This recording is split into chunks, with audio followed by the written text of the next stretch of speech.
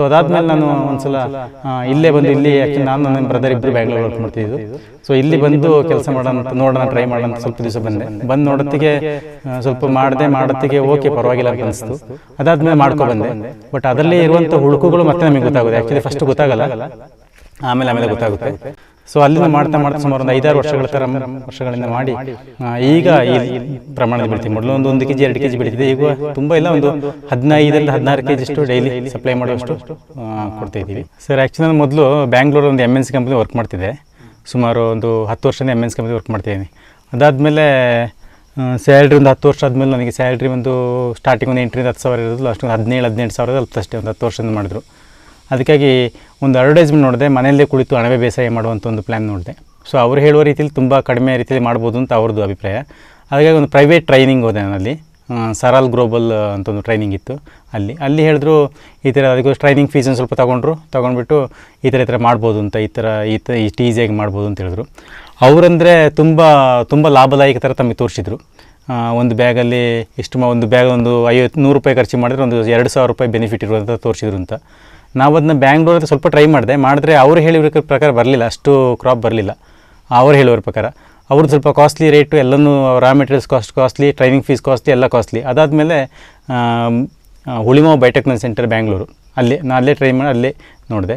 ಅಲ್ಲಿ training fees free ಆಗಿಬಿಟ್ಟು ಸುಮಾರು 3 ದಿವಸಗಳ ಥರ ತರಬೇತಿ ಕೊಟ್ಟಿದ್ರು. ಅದರಲ್ಲಿ ಆ ತರಬೇತಿ ಕೊಟ್ಟಿರೋತ್ತಿಗೆ ಅವ್ರದ್ದು ಯಾವ ಫೀಸ್ ತೊಗೊಳ್ತಿರಲಿಲ್ಲ. ಸ್ವಲ್ಪ ಅವ್ರದ್ದು ಈಗ 100 ರೂಪಾಯಿ ಖರ್ಚು ಮಾಡಿದ್ರೆ ಒಂದು 300 ರೂಪಾಯಿ ಲಾಭ ತೋರಿಸಿದ್ರು. ಅದು ಕರೆಕ್ಟ್ ಮೆಥಡ್ ಅವ್ರದ್ದು, ಯಾವ ಥರ ಇತ್ತು ಅದೇ ಥರ ಒಂದು ಆ ಥರ ಅಲ್ಲಿ ಮಾಡಿಬಿಟ್ಟು ಆ ಥರ ತೋರಿಸಿ ಆದಮೇಲೆ ಅವ್ರು ಬೇಕಾದ ಅವ್ರ ಜಾಗ ತುಂಬ ಚಿಕ್ಕ ಜಾಗ ಅಂತ ಹೇಳಿದ್ರು ಫಸ್ಟ್ ಪ್ರೈವೇಟಲ್ಲಿ.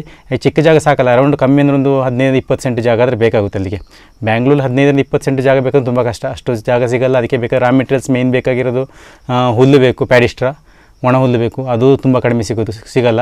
ಆಮೇಲೆ ನೀರು ಯಥೇಚ್ಛವಾಗಿ ಬೇಕಾಗುತ್ತೆ, ಅದಕ್ಕೆ ಬೇಕಾದ್ರೆ ಬಳಕೆ ಯಥೇಚ್ಛವಾಗಿ ಬೇಕಾಗುತ್ತೆ, ಅದು ಸಿಗಲ್ಲ.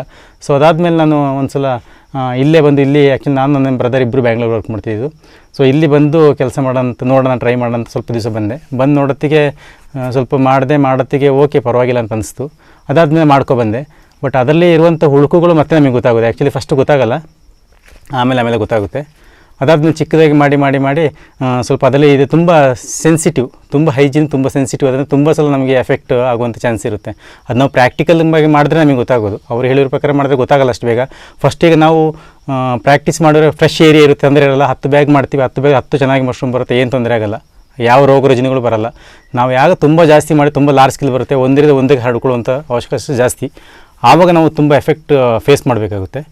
ಸೊ ಅಲ್ಲಿಂದ ಮಾಡ್ತಾ ಸುಮಾರು ಒಂದು 5-6 ವರ್ಷಗಳಿಂದ ಮಾಡಿ ಈಗ ಈ ಪ್ರಮಾಣದಲ್ಲಿ ಬೆಳಿತೀವಿ. ಮೊದಲು ಒಂದು kg 2 kg ಬೆಳೀತಿದೆ. ಈಗ ತುಂಬ ಇಲ್ಲ, ಒಂದು 15-16 kg ಅಷ್ಟು ಡೈಲಿ ಸಪ್ಲೈ ಮಾಡುವಷ್ಟು ಕೊಡ್ತಾ ಇದ್ದೀವಿ. ನೀವು ಯಾವ ಮಶ್ರೂಮ್ ಬೆಳೀತಾ ಇದ್ದೀರಿ?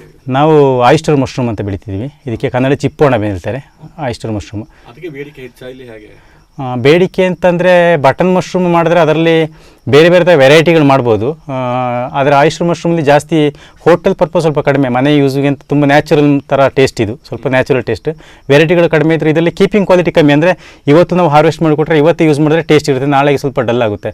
ಸೊ ಹಾಗಾಗಿ ಇದು ಹೊರಗಡೆ ಇಂಪೋರ್ಟ್ ಆಗೋವಂಥದ್ದು ಸ್ವಲ್ಪ ಕಡಿಮೆ. ಯಾಕಂದರೆ ಇವತ್ತು ಅಲ್ಲಿಂದ 2 ದಿವಸ 3 ದಿವಸ ಬೇಕಾಗುತ್ತೆ ಇಲ್ಲಿ ಬೆಳೆಸ್ಕೊಳ್ಳೋಕ್ಕೆ, ಅಷ್ಟೊತ್ತಿಗೆ ಅದು ಸ್ಪಾಯ್ಲ್ ಆಗಿಬಿಡುತ್ತೆ. ಸೊ ಇಲ್ಲಿ ಲೋಕಲ್ ಮಾರ್ಕೆಟಿಂಗ್ಗೆ ನಮ್ಮ ಆಯಿಸ್ಟರ್ ಮಶ್ರೂಮ್ ತುಂಬ ಕಾಂಪಿಟೇಷನ್ ಜಾಸ್ತಿ ಇಲ್ಲ ಅಂತ ಹೇಳ್ಬೋದು. ತುಂಬ ಮಾರ್ಕೆಟಿಂಗ್ ಸ್ವಲ್ಪ ಡಿಫಿಕಲ್ಟ್ ಇದು. ಯಾಕಂದರೆ ಇವತ್ತು ಮಾಡಿದ್ದು ಇವತ್ತೇ ಹಾರ್ವೆಸ್ಟ್ ಮಾಡಬೇಕು, ಇವತ್ತೇ ಹಾರ್ವೆಸ್ಟ್ ಮಾಡಿ ಕೊಡಬೇಕು. ನಾಳೆಗೆ ಇಟ್ಕೊಂಡ್ರೆ ಬಿಸಾಡೋಕ್ಕೂ ಮನಸ್ಸು ಬರಲ್ಲ. ಅದನ್ನ ನಾವು ನಾಳೆಗೆ ಮತ್ತೆ ಮ್ಯಾನೇಜ್ ಮಾಡ್ತೀವಿ.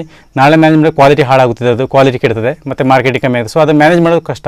40 kg ಆರ್ಡ್ರ್ ತೊಗೋಬೋದು. ಆ 40 kg ಆರ್ಡ್ರ್ ಡೈಲಿ 40 kg ಆಡುವಂಥ ಸಪ್ಲೈ ಮಾಡುವಂಥ ಕೆಪಾಸಿಟಿ ಬೇಕು ನಮಗೆ. ಸೊ 40 kg ಆರ್ಡರ್ ತಗೊಂಡು ನಾಳೆ 10 kg ಇದ್ದರೆ 30 kg ಅವರು ನಮಗೆ ಸ್ಟಾಕ್ ಇಲ್ಲದೆ ಕೇಳ್ತಾರೆ. ಸೊ ಮಾರ್ಕೆಟಿಂಗ್ ಸ್ವಲ್ಪ ಡಿಫಿಕಲ್ಟ್, ಯಾಕಂದರೆ ಅದನ್ನ ಸ್ಟೋರ್ ಮಾಡುವಂತಿಲ್ಲ. ಕಾಫಿ, ಅಡಿಕೆ, ಶುಂಠಿ ಇದ್ರ ಥರ ಮೆಣಸು ಥರ ಸ್ಟೋರ್ ಮಾಡೋಕ್ಕಾಗಲ್ಲ. ಅವತ್ತು ಕೊಡೋದ್ರಿಂದ ಮಾರ್ಕೆಟಿಂಗ್ ಸ್ವಲ್ಪ ಡಿಫಿಕಲ್ಟ್ ಇದೆ. ನಾವು ತರಬೇತಿ ಅಂತ ಪರ್ಟಿಕ್ಯುಲರ್ ಏನು ಕೊಡಲ್ಲ, ಯಾಕಂದರೆ ಕೆಲವು ಸಲ ನೋಡೋಕ್ಕೆ ಬರ್ತೀವಿ, ಮಾಡೋಕ್ಕೆ ಯಾವ ಥರ ಹೇಳಿಕೊಡು ಅಂತ ಕೇಳ್ತಾರೆ. ತುಂಬ ಜನರು ಸುಮ್ಮನೆ ಬರೋದ್ರಿಂದ ಅವರು ಸುಮ್ಮನೆ ಒಂದು ವಿಸಿಟ್ ಹಾಕ್ಬಿಟ್ಟು ಹೋಗೋಣ ಅಂತ ಬರೋರು ತುಂಬ ಜನ ಇರ್ತಾರೆ. ಓಕೆ, ತುಂಬ ಜನ. ಆದರೆ ನಾವು ಒಳಗಡೆ ತುಂಬ ಎಂಟ್ರಿನೂ ಕೊಡಲ್ಲ, ಇದು ತುಂಬ ಸೆನ್ಸಿಟಿವ್ ಇರೋದ್ರಿಂದ ಒಬ್ಬರಿಗೆ ಏನಾರು ಒಂದು ಟರ್ಮ್ಸ್ ಆಫ್ ಕಂಡೀಷನ್ಸ್ಲಿ ಒಳಗಡೆ ಕರ್ಕೊಬರ್ತೀವಿ ಅಷ್ಟೇ. ಈ ಥರ ಅಂತ ಹೇಳ್ಕೊಡ್ತೀವಿ. ಹೇಳ್ಕೊಟ್ರಂದ್ರೆ ಅದೇ ಅವರಿಗೆ ಒಂದು ಸುಮ್ಮನೆ ಬಂದು ಹೇಳ್ಕೊಡುವ ತುಂಬ ಜನರಿಂದ ಒಂದು ಅವ್ರಿಗೆ ಬಂದರೆ ಒಂದು ಟ್ರೈನಿಂಗ್ ಕೊಟ್ಬಿಟ್ಟು ಒಂದು 2 ಬ್ಯಾಗ್ ಇರುವಷ್ಟು ಬೀಜ, ಮತ್ತು ಪ್ಲಾಸ್ಟಿಕ್ ಕವರ್, ಈ ಥರ ಇಷ್ಟೇ ಮೇನ್ ರಾ ಮೆಟೀರಿಯಲ್ಸ್. ಹುಲ್ಲು ಬೇಡ, ಹುಲ್ಲು ಅವ್ರು ಮಾಡ್ಕೋತಾರೆ. ಇಷ್ಟು ರಾ ಮೆಟೀರಿಯಲ್ಸ್ ಕೊಷ್ಟು ಒಂದಿಷ್ಟು ಅಂತ ಕಾಸ್ಟ್ ಮಾಡ್ತೀವಿ. ಅಂದರೆ ಅವ್ರಿಗೆ ಬರುವಂಥ ಮಶ್ರೂಮಲ್ಲಿ ಅಷ್ಟು ಇನ್ಕಮ್ ಬರುವಷ್ಟು ಒಂದು 2ರಿಂದ 3 ಬ್ಯಾಗ್ ಅಷ್ಟು ಸೀಡ್ಸ್ ಕೊಡ್ತೀವಿ ಅದಕ್ಕೆ ಹಾಕುವಾಗಷ್ಟು. ಮತ್ತು ಒಂದು 2 ಪಾಲಿ, ಒಂದು 500 ರೂಪೀಸ್ ಒಬ್ಬರಿಗೆ ಚಾರ್ಜ್ ಮಾಡ್ತೀವಿ. ಸೊ ಅವರಿಗೆ ಒಂದು 2.5 kg ಮಶ್ರೂಮ್ ಬರುತ್ತೆ. ಸೊ ಆ ಕಾಸ್ಟ್ ಅವ್ರು ಏನು ದುಡ್ಡು ಕೊಟ್ಟು ಅದ್ರಲ್ಲಿ ಮಶ್ರೂಮಲ್ಲಿ ಬರುತ್ತೆ. ಅವರಿಗೆ ಟ್ರೈನಿಂಗ್ ಮಾಡ್ದಂಗೆ ಆಗುತ್ತೆ. ಇಲ್ಲಿಂದ ಹೋಗಿ ಸುಮ್ಮನೆ ಟೈಮ್ ಇದು ಮಾಡಬಾರ್ದು, ಸುಮ್ಮನೆ ಮುಂದೆ ಕೇಳ್ಕೊಂಡು ಹೋಗಬಾರ್ದು. ಅವನೇನೋ ಒಂದು ಕಲ್ತ್ಕೊಂಡ್ರೆ ಅದರಲ್ಲಿ ಬರುವಂಥ ಆದಾಯನೇ ಮಶ್ರೂಮಲ್ಲಿ ಬರುತ್ತೆ ಅಷ್ಟೇ ಅವರಿಗೆ. ಒಂದು ದಿವಸ ಅಷ್ಟೇ, ಒಂದು ದಿವಸ ಒಂದು 2 ಗಂಟೆ ಟೈಮ್ ಅಷ್ಟೇ, 2 ಗಂಟೆ ಟೈಮು. ಅವರಿಗೆ ಬೇಕಾಗಿರೋ ಒಂದು 2ರಿಂದ 3 ಬ್ಯಾಗ್ ಅಷ್ಟು ಅದಕ್ಕೆ ಸೀಡ್ಸ್ ಕೊಡ್ತೀವಿ. ಅದಕ್ಕೆ ಯಾವ ಸೈಜ್ ಬೇಕು ಪ್ಲಾಸ್ಟಿಕ್ ಕವರ್ ಕೊಡ್ತೀವಿ ಅಷ್ಟೇ, ಅದರ ಚಾರ್ಜ್ ಕೊಡ್ತೀವಿ. ಅದು ನಮಗೆ ಇಂತೆಲ್ಲ ಅವ್ರು ಬಂದು ಹೋಗಿ ಮತ್ತೆ ಅದನ್ನು ಕಲಿಬೋದು, ಮಾಡ್ಬೋದು. ಅವ್ರಿಗೆ ಅದೆಲ್ಲ ಮಶ್ರೂಮಲ್ಲಿ ಹಾಕೋ ಅಮೌಂಟ್ ಬರುತ್ತೆ ಅಷ್ಟೇ. ಅದರಲ್ಲಿ ಕೇಳ್ಕೊಂಡು ಹೋಗಿ ಮಾಡಿದ್ದಾರೆ ಯಾರಾದ್ರು ಬಂದು? ಮಾಡಿದ್ದಾರೆ. ಅಂದರೆ ಸೀಡ್ಸ್ ಅಂತ ನಾವು ಸಪ್ರೇಟಾಗಿ ಏನು ಸಪ್ಲೈ ಮಾಡಲ್ಲ, ಸೀಡ್ಸ್ ನಮ್ಮ ಕಡೆಯಿಲ್ಲ. ಅವರಿಗೆ ಆ ಟ್ರೈನಿಂಗ್ ಬಂದಿರೋದಕ್ಕೆ ಒಂದು 2 ಪ್ಯಾಕೆಟ್ ಸೀಡ್ಸ್ ಮಾತ್ರ ಕೊಡ್ತೀವಿ ಅಷ್ಟೇ, ಜಾಸ್ತಿ ಏನು ಕೊಡಲ್ಲ ಅದಕ್ಕೆ. ಅವ್ರು ಮತ್ತೆ ಉದ್ಯಮ ಮಾಡಬೇಕಂದ್ರೆ ನಾವು ಅಲ್ಲಿಂದ ಅವ್ರು ತರಿಸ್ಕೋಬೇಕಾಗುತ್ತೆ. ಅದಕ್ಕೆ ಬೇಕಾದ ನಂಬರ್ಸ್ ಕೊಡ್ತೀವಿ, ಕಲೆಕ್ಟ್ ಮಾಡ್ಬೋದು. ನಮ್ಮಲ್ಲಿ ಬೀಜ ಸಪ್ಲೈ ಅಂತೂ ಇಲ್ಲ ಅಲ್ಲಿ, ಈ ಥರ ಮಾಡ್ಕೋಬೋದು. ಸರ್ ಇದಕ್ಕೆ ತುಂಬ ಜನರ ಅಭಿಪ್ರಾಯ ಅಂದರೆ ಒಂದು ಸಲ ಮಾಡಿಟ್ರೆ 1 ತಿಂಗಳ ನಂತರ ಬರೋದು, 1 ತಿಂಗಳಾಗುತ್ತೆ ಹಾರ್ವೆಸ್ಟ್ ಮಾಡೋಕ್ಕೆ. ಸೊ ಇವಾಗ ಮಾಡಿಟ್ರೆ ನೆಕ್ಸ್ಟ್ 1 ತಿಂಗಳು ನಮಗೇನು ಕೆಲಸ ಇಲ್ಲ ಅಂತ, ಜಸ್ಟ್ ನೀರು ಹಾಕ್ಕೊಂಡಿದ್ರೆ ಆಯ್ತು ಅಷ್ಟೇ ಅಂತ. ಬಟ್ ಆ ಥರ ಅಲ್ಲ, ಡೈಲಿ ಮಾರ್ಕೆಟಿಂಗ್ ಕೊಡಬೇಕು, ಡೈಲಿ ನಾವು ಹಾರ್ವೆಸ್ಟ್ ಮಾಡಿ ಕೊಡಬೇಕು ಅಂತ ಹೇಳಿದ್ರೆ, ಸಪ್ಲೈ ಮಾಡಬೇಕಂದ್ರೆ ಇವತ್ತು ಕೆಲಸ ಮಾಡಿದ್ರೆ ಕರೆಕ್ಟ್ 1 ತಿಂಗಳಿಗೆ ಮತ್ತೆ ನಾಳೆ ಮಾಡಿದ್ರೆ ಮತ್ತೆ 1 ತಿಂಗಳಿಗೆ ಬರುತ್ತೆ, ನಾಡಿದ್ದು ಮಾಡಿದ್ರೆ ಮತ್ತೊಂದು ತಿಂಗಳಿಗೆ ಬರುತ್ತೆ. ಸೊ ಅದು ಎವ್ರಿ ಡೇ ಕೆಲಸ ಮಾಡಬೇಕು. ಎವ್ರಿ ಡೇ ಕೆಲಸ ಅಂದರೆ ಬೆಳಿಗ್ಗೆ ಸ್ಟಾರ್ಟ್ ಮಾಡಿದ್ರೆ 2 ಡೇಸ್ ಒನ್ಸ್ ಮಾಡ್ತೀವಿ ನಾವು ತುಂಬಿಸೋದು ಅಂತ. ಹುಲ್ಲು ಕಟ್ ಮಾಡುವಂಥದ್ದು, ಒಂದು ಚಾಪ್ ಕಟ್ಟರೆ ಮಾಡ್ಬೋದು, ಇಲ್ಲ ಹುಲ್ಲು ಕಟ್ ಮಾಡುವಂಥದ್ದು. ಒಂದು ದಿವಸ ಹುಲ್ಲು ಕಟ್ ಮಾಡಿ ಅದನ್ನ ನೀರಿಗೆ ನೆನೆ ಹಾಕಬೇಕು. ನೀರಿಗೆ ನೆನೆ ಹಾಕಿ ಆಮೇಲೆ ಅದನ್ನು ಮತ್ತೆ ಒಣಗಿಸ್ಬೇಕು. ಒಣಗಿಸಿದ ನಂತರ ಬಾಯ್ಲ್ ನೀರು, ಬಿಸಿನೀರು, ಕುದಿಯುವ ನೀರಿಗೆ ಹಾಕಬೇಕು, ಮತ್ತೆ ಒಣಗಿಸ್ಬೇಕು. ಒಣಗಿಸಿದ ನಂತರ ಅದನ್ನು ಲೇಯರ್ ಹಾಕಿ ತುಂಬಿಸುವಂಥ ಕೆಲಸ ಇರುತ್ತೆ ಒಂದು ದಿವಸಕ್ಕೆ. ಅದೇ ಥರ ಡೈಲಿ ಮಾಡುವಂಥ ಕೆಲಸ ಇರುತ್ತೆ ಅದರದ್ದು. ಸರ್ ಇವಾಗ ಸ್ವಲ್ಪ ಸಮ್ಮರ್ ಸೀಸನ್ ಆಗಿಂದ ಸ್ವಲ್ಪ ಬಿಸಿಲು ಜಾಸ್ತಿ ಇರೋದ್ರಿಂದ ದಿವಸಕ್ಕೊಂದು 3-4 ಸಲ ನೀರು ಹಾಕಬೇಕಾಗುತ್ತೆ ಇದಕ್ಕೆ. ನೀರು ಅಂದರೆ ಇದಕ್ಕೆ ಹ್ಯುಮಿಡಿಟಿ ಬೇಕಾಗುತ್ತೆ. ಹ್ಯುಮಿಡಿಟಿ ಬೇಕಂದ್ರೆ ಈ ಪದರ ಮೇಲ್ಗಡೆ ಸೈಡು ಈ ಥರ ವಾಲ್ಗಳಿಗೆ ಜಾಸ್ತಿ ನೀರು ಬೇಕಾಗುತ್ತೆ. ಇದಕ್ಕೆ ಮೇಲೆ ಜಾಸ್ತಿ ನೀರಿಲ್ಲಂದ್ರೂ ಸೈಡ್ ಮೇಲೆ ಈ ಕಡೆ ಎಲ್ಲ ಜಾಸ್ತಿ ನೀರು ಬೇಕಾಗುತ್ತೆ, ಹ್ಯುಮಿಡಿಟಿ ಬೇಕಾಗುತ್ತೆ. ಸೊ 4ರಿಂದ 5 ಸಲ ನೀರು ಬೇಕು ಈ ಸೀಸನಲ್ಲಿ ಬೇಕಾಗುತ್ತೆ. ಸಮ್ಮರ್ ಮಳೆಗಾಲದಲ್ಲಿ ಅಷ್ಟು ನೀರು ಅವಶ್ಯಕತೆ ಇಲ್ಲ, ಒಂದು ಸಲ ಮಾಡಿದ್ದು ಸಾಕಾಗುತ್ತೆ ನೀರು. ಟೆಂಪ್ರೇಚರ್ ಇಷ್ಟೇ ಇರಬೇಕಂತ ಇದೆಯಾ ಸರ್? ಇದಕ್ಕೆ ಟೆಂಪ್ರೇಚರ್ ನಿಮಗೆ ಆಯಿಸ್ಟರ್ ಮಶ್ರೂಮಿಗೆ ಒಂದು 18ರಿಂದ 25 ಒಳಗಡೆ ಇರಬೇಕು. 18ರಿಂದ 25 ಒಳಗಡೆ ಇದ್ದರೆ ಒಂದು ಒಳ್ಳೆ ಮೆಥಡ್. ಅದರ ನಾವು ನ್ಯಾಚುರಲಾಗಿ ಮಾಡೋಕ್ಕೆ ಸಿಗಲ್ಲ ಅದಕ್ಕೆ. ಸೊ ಸೈಡಲ್ಲಿ ಗನ್ನಿ ಬ್ಯಾಗ್ಸ್ ಏನಾರು ಹಾಕೊಂಡು ಶೇಡ್ ನೆಟ್ ಹಾಕೊಂಡು ಅದಕ್ಕೆ ನೀರು ಸಿಂಪಡಿಸ್ತಿದ್ರೆ ಅದರ ಹಾಗೆ ಹ್ಯುಮಿಡಿಟಿ ಮೇಂಟೈನ್ ಮಾಡ್ಬೋದು. ಸರ್ ಇದು ಡಾರ್ಕ್ ರೂಮ್ ಅಂದರೆ ಮೀಡಿಯಮ್ ಡಾರ್ಕ್, ತುಂಬ ಡಾರ್ಕ್ ಅಲ್ಲ, ಮೀಡಿಯಮ್ ಡಾರ್ಕಲ್ಲಿ ಮಾಡಬೇಕು. ತುಂಬ ಬೆಳಕಿನ ಸೂರ್ಯನ ಕಿರಣ ಡೈರೆಕ್ಟ್ ಬೀಳಬಾರ್ದು, ಸ್ವಲ್ಪ ಮಂದ ಬೆಳಕಲ್ಲಿ ಚೆನ್ನಾಗಿ ಬರುತ್ತೆ. ಮಂದ ಬೆಳಕು ಬೇಕಿದಕ್ಕೆ.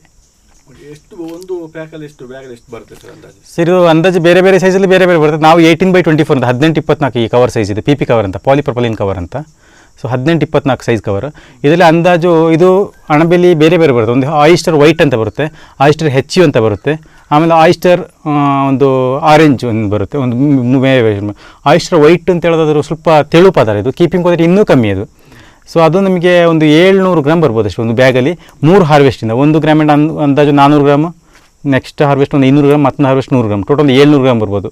ಇದು HU ಅಂತ ಸ್ವಲ್ಪ ಗ್ರೇ ಕಲರ್ ಇರುತ್ತೆ. ಇದು ಕೀಪಿಂಗ್ ಕ್ವಾಲಿಟಿ ಸ್ವಲ್ಪ ಒಂದು ದಿವಸ ಜಾಸ್ತಿ ಇಟ್ಕೋಬೋದು. ಇದು ನಮಗೆ 1 kg ಅಷ್ಟು ಅಂದಾಜು. ಒಂದು ಫಸ್ಟ್ ಕ್ರಾಪ್ ಒಂದು 500 ಗ್ರಾಮ್, ಮತ್ತೆ ಕ್ರಾಪ್ ಒಂದು 300, ಮತ್ತೊಂದು 200. ಸೊ ಅಂದಾಜು ಒಂದು ಬ್ಯಾಗಲ್ಲಿ 1 kg ಅಂದಾಜು ತೊಗೋಬೋದು ಇದರಲ್ಲಿ. ಎಷ್ಟು